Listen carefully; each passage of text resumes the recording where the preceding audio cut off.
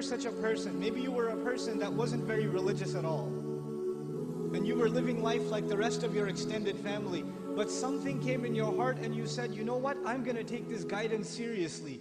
I don't know how it happened. Maybe Allah made it happen through some YouTube video. Or it happened through some khutbah you heard, or a friend, or however it happened. But you decided to make a change for the better in your life. And when you start changing the behavior in your life, the first people to see a change in you will be your own family. They will notice it. They will notice that you're not the same anymore. You don't talk the same, you don't act the same, you don't go to the same places, you don't even have the same friends anymore. And this necessarily happens. When you take a turn towards Islam, necessarily you start losing friends. Because your old friends used to do pretty bad things and now you can't do those things with them anymore. So you suffer a loss of friends. And at the same time, your family starts saying you're acting a little too weird. And for the young man, the family might even say, what's that thing on your face? You forgot to shave? What happened to you? And the girl starts wearing hijab and the family might even be in shock. And this is a Muslim family, mind you. They'll say, take that thing off your head. You're going to go out to the wedding looking like that?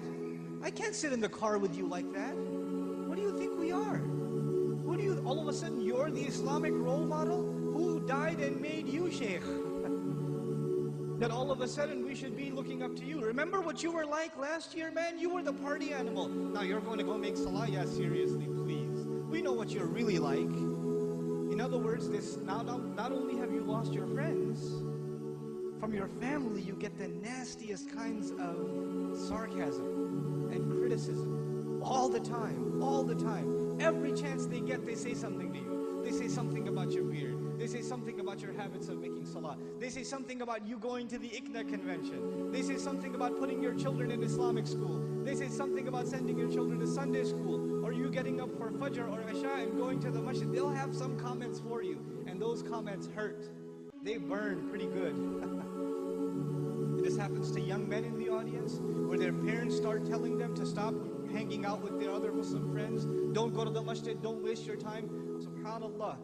Muslims themselves, you think non-Muslims are averse to Islam? Have you seen what Muslim families are doing to their own? What parents are doing to their children? I know of cases myself where parents said, we will not pay your college tuition. We will not look for a wedding made for you until you take that hijab off. We will not do it.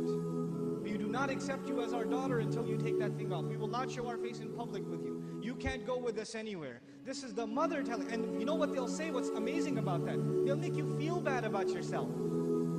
They'll tell you, what kind of daughter are you? You should be ashamed of yourself, you're embarrassing your parents. We're Muslim, but we're not Muslim. We're not those kind of Muslims. That's not how we do things in our family, that's what they'll say.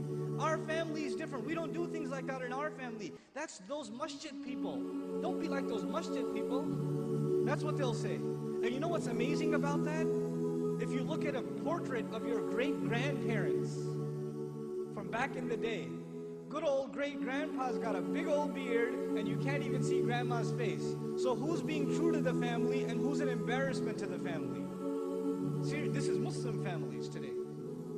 And you're in the midst of all of this. And you know what happens? Because you've made a decision to turn towards Islam, if an enemy of Islam came to you and said, abandon your religion, you'd say, oh yeah? I'm going to be even more committed.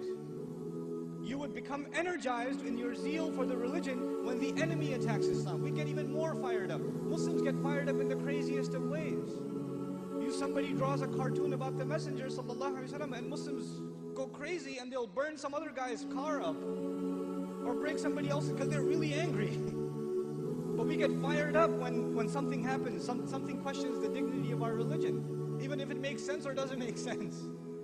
But when your own family comes and says, look, I love you, I'm worried about you, I don't want you to become this way.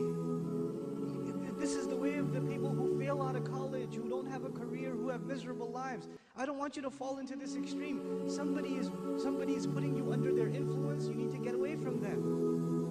Genuinely worried about you. And there are parents like that in this audience, actually probably not in this audience, but their children are, and their parents are actually home worrying, what are they learning at the ICNA convention? There are a lot of kids like that here too. And your parents are calling, what, why did you have to go to this place? The next thing that's going to be there is the FBI is going to knock down your door because you came to the convention. They're paranoid. They see stuff on TV and they become paranoid. And you're in the middle of all of this. And it becomes hard to hold on to your religion in the middle of all of this. It becomes hard. Because it's not the enemy of Islam that's pulling you away. Who's pulling you away? Your own family, your own parents, your own husband, your own wife, your own brother, your own cousins, your own in-laws. They're the ones pulling you away. So how do you deal with that?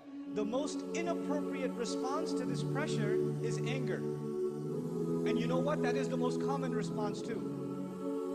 Your parents start yelling at you for growing the beard, and you're a young, hot-blooded guy. What do? Oh yeah?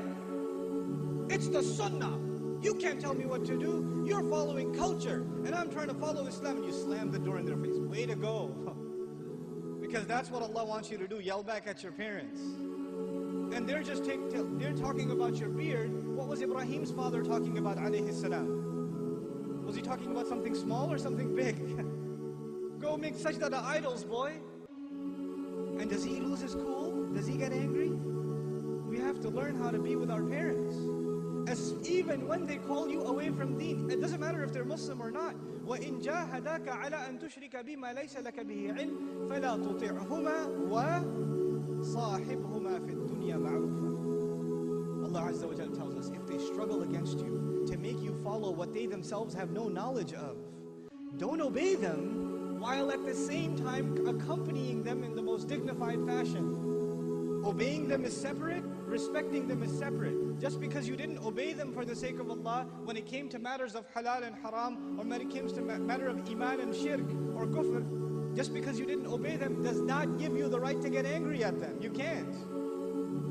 Subhanallah walhamdulillah wa la ilaha illallah. Subhanallah